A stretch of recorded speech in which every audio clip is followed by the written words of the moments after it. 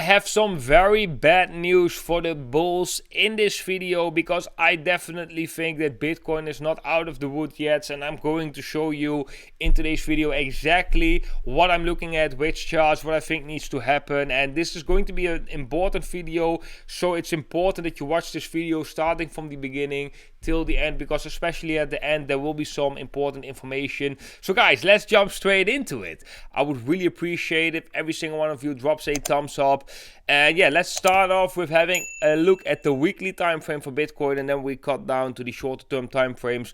But yeah, first of all, on the weekly time frame, one important thing I want to note right here is that the blue line, which is the 20-week moving average, which is basically the reason why we hedged a big part of our portfolio back into our spot position, because we lost this level and had a weekly close below this level. Right now we are testing this level, but we haven't been able to break above that level.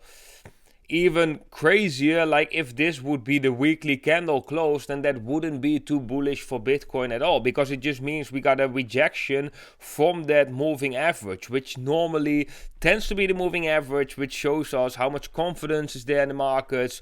And normally when we are seeing this moving average trending down in a downtrend, generally that means that Bitcoin's momentum is also shifting slightly to the downside. So right here we can see it is trending down.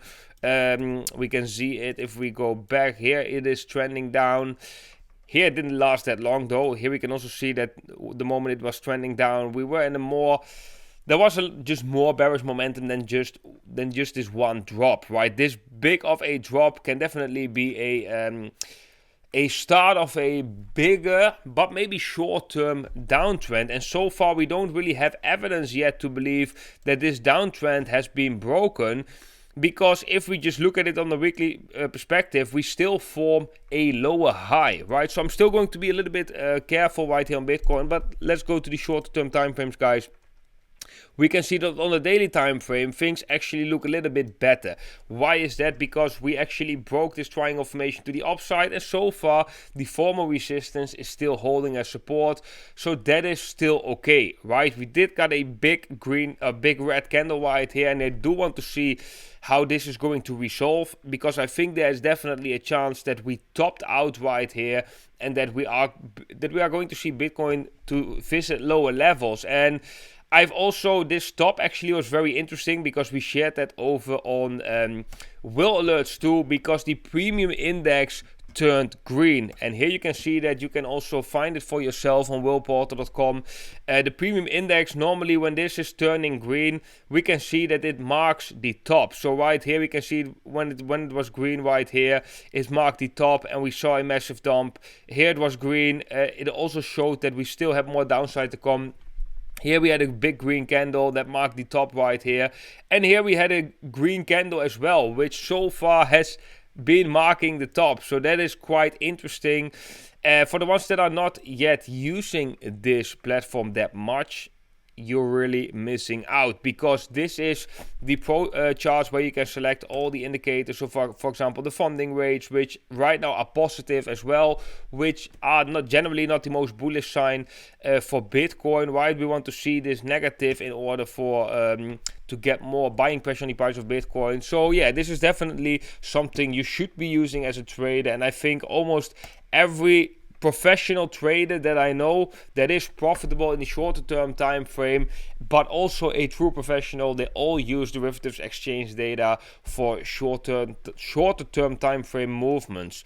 So I think it's also derivatives exchange data is the most important data to use when you are trading. It might not be the most important data when you trade Bitcoin on the weekly time frame for the macro chart, when you're not really a short-term trader, but maybe more a swing trader. It still can be useful, but I think it's definitely most powerful if you look at it in the shorter-term time frame.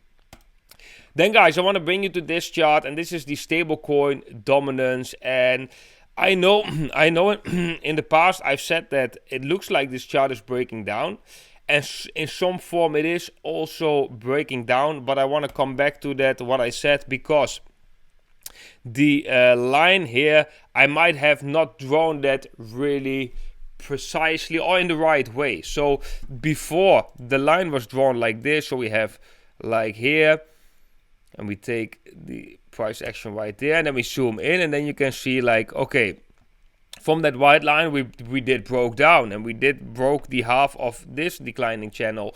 But I revisited this structure, and I just had a look at it, and I changed a little bit that rising channel. I also shared this over on World Alerts yesterday.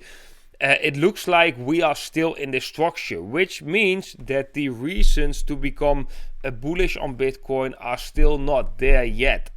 We haven't seen a breakdown because I was already a little bit confused, because if this chart breaks down, I definitely expect a big event happening. Like it's crazy big event, maybe even the approval of a Bitcoin ETF spot.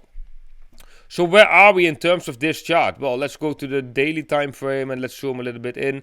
What we can see right here is that we did lost, if we use the VPVR right here, we did lost that support. We came down to the next support zone on the VPVR, which is also directly showing this kind of triangle formation, right? So this breakout will be very, very interesting, and we still, of course, can break out to the downside, and that would be extremely bullish for Bitcoin. But right now, there is no confirmation of this whatsoever. And you got to realize, guys, that this is a macro chart with a macro structure that has been there since 2019. And we shouldn't read this chart like a 1 minute chart, like, right? Oh yeah, like, oh, we break, right now we're breaking out. No, this is a macro, or right now we're breaking down. No, this is a macro chart. We got to respect the time frame. So we really want to see decisiveness in this chart. We want to see decisiveness, some time that it's like have some follow through and so on. If we don't get that, then it's basically not a breakout. So I'm going to remain bullish on this chart, because I still think that we are sitting in that structure. And that would mean that Bitcoin actually looks more bearish than expected. Yeah, sorry to bring that news, guys. We can also see at the USDC dominance right here. We did broke below the middle of the channel, which is bearish, but we also had some breaks below the middle. For example, right here before a massive rally. This is the US dollar Theta dominance, where we also broke down, and we did saw that push in the price of Bitcoin, and there is still some space to come down. But we're still in this bullish structure of a ascending triangle. So yeah, I think these charts are just very important for me personally. And I'm relying, a big part of my spot decisions are relying on these charts. So it's better for me to read them good. And yeah, I'm still going to lean more to the caution side of the markets, to the conservative side. And I'm still thinking that Bitcoin, that there is a decent chance that Bitcoin right here is just retesting the so-called bull market support band, the 20-week moving average, right? And then gets rejected and still sees lower levels. So yeah, guys, that is basically what I'm watching. If we have a look at liquidity, we can see that on the longer term time frame, the liquidity is still below us at, let's bring out this chart. This is at 26,000 US dollars. That is where most liquidity is on the longer term time frame. But if we go to the shorter term time frame, we can see that the most liquidity is actually above us at 27,800. So still not above 28,000, but 27,800. We can watch the 24-hour also. See if that is a little bit higher. Okay, that is at 28,600. But here you can already see, like, this is like 15 million. Or the high, the yellow line is like roughly 20 million. But if we go to the 1 month time frame and we look at the amount of liquidity that is below us, that is a different number. So here we have, that is roughly 700 million US dollars, which is at 25,944. So that is definitely some liquidations if we were to come down. And I do think right now, when I see the charts, that there is a decent chance for that to still play out. Also, when we have a look at the regular financial markets, we are kind of at like crucial support. That is going to be very interesting. Losing this support will be bearish, of course, for all the markets. We do have a gap right here, so maybe we do get like some form of a bounce and fill that gap in the relative in the S&P 500. Another thing I want to share, and is actually kind of crazy, is that the Dixie just continues to set new highs. Like, everyone is thinking the Dixie already right here is topping out, but no, the Dixie just continues to go up.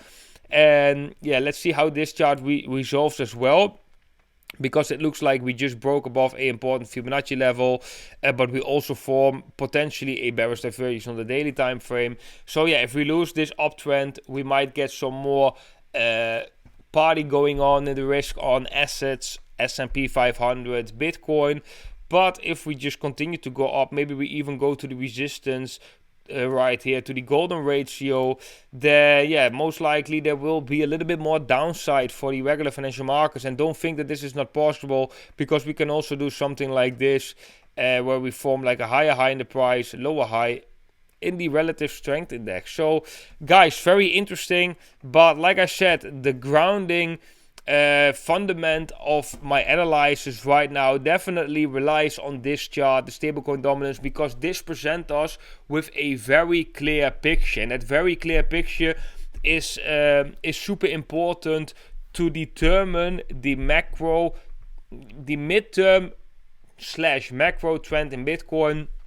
And right now this chart still shows us that there is a lot of that there are a lot of warning signals. There's a lot of risk in the market still, right? And I really want to see this chart resolve in order for that risk to leave the situation. And when the risk is gone, you have maybe a less better entry for your spot position, but you also carry less risk. So let's say, for example, right now I am 50% in spot on stablecoins, and I'm 50% in Bitcoin, right? So if we do see that shift, that this chart is really breaking down, I will move more of my stables into Bitcoin with a less risk, right? If I would now have 100% in Bitcoin and this chart just goes up and Bitcoin breaks down, maybe we even go to $15,000 US, then that means that I would have to ride that whole way down because it is possible. Even though you don't feel like it's possible, there is a decent possibility for that to happen, right? And then it's for you the choice. Like, you can view the situation from multiple angles, because first of all, you can say, okay, you are in this emotional situation where your portfolio is being dragged down, where you just have to sit and wait it out. Maybe you can use that Bitcoin a little bit to short here and there, but you can also see it from another perspective. That is that you can actually accumulate more assets during these drops. So when you have 50% in stables and a massive drop and liquidation event does occur, you have a lot of money to throw in the markets, which you don't have if you would be 100% in Bitcoin. That was my mistake back in 2019 and 20. Actually, it was my blessing, but also mistake, that I always was, most of the time, during all the time, I was 100% in the markets, 100% in Bitcoin. So every time we saw a liquidation event, I just had some really small side money, which I was like throwing in the markets. While it would be better, my portfolio was also smaller back then, right? So, but it would be better if you just have like some stack of cash laying around. Whenever something happens, you throw it in, because you have low risk. On the longer term time frame, this will serve you. Because if you have all your money into an asset, or every money in the markets, and you do get that liquidation event, then that is just, you miss an opportunity, and you are basically having kind of an attack on your emotional state, alright? You are being challenged, let's call it challenged, which is also good because you can learn from that. And I definitely learned from a lot of situations in life where, like, losing a shitload of money in a day or a shitload of money in a year can definitely help you also mentally. Even though it sounds weird, it can definitely humble you down a little bit, which is sometimes important, right?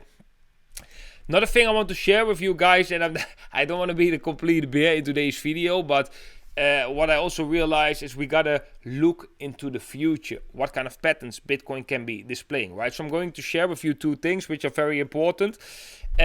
First of all, we could actually be forming a head and shoulders formation with a left shoulder right here, head in the middle, and right here we might be forming the right shoulder.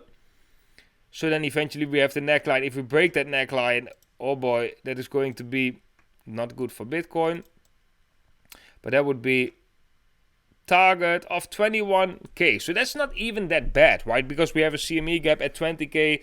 So that would definitely align with regular market correction and some correlation with the CME future. So this is already a possibility that we form this head and shoulders formation. If we don't do that, if we just want to build a new uptrend from here, we need to do at least one thing, and we need to break above the 61.80%. And as you can see right here, we already touched this level, which means that this is a possibility that this is a retracement from this move down. And a retracement is something that we often see is the opposite of this. So we have a pump, retracement, pump, retracement, pump. But here we have a dump, retracement, potential dump, which is not there yet. But you get the point, right? It's all about the trend. And it looks like still for me, I know yesterday I was a little bit enthusiastic. And we did make some trades on will alert. So we did trade the breakout right here. We also traded Bitcoin when it was above the 4-hour EMA ribbon. That was roughly right here. So we can also, there was also a very nice entry. We also set to take profits right here. We published that most likely we are going to see a top in the Bitcoin price, which all of you also could see if you would, if you look at the signals at willporter.com. And yeah, right now I'm just going to be a little bit more cautious, and I also updated that my spot position. I'm not planning to chase this pump, right? So I'm not planning to run behind this pump, like throw my money into Bitcoin, trying to chase this pump. No, I'm just going to wait for the market to resolve, give me a more clear image, because the structure in the stablecoin dominance just looks like it's still that structure. And yeah, that is also one of the important things of my analysis. Okay guys, that was it for today's analysis. I hope you can appreciate it. If so, if you do appreciate it, smash up that like button guys. That is very much appreciated from my side. I want to wish every single one of you a very beautiful day from the bottom of my heart, and I hope to see every single one of you in the next video.